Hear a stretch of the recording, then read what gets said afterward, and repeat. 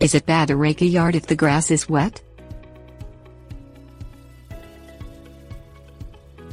Homeowners rake the yard to remove thatch, pick up sticks and other debris and encourage healthy growth.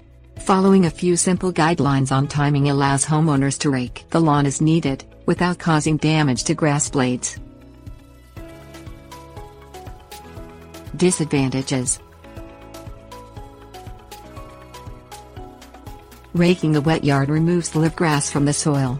It also compacts the soil, potentially leading to poor turf grass growth over time. Benefits.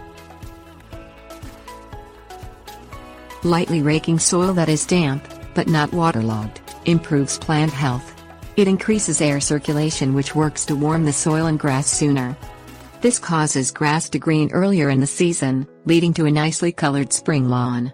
This raking works best when done in late winter or early spring after the ground has thawed and when the ground is not wet from rain or melting snow. Timing.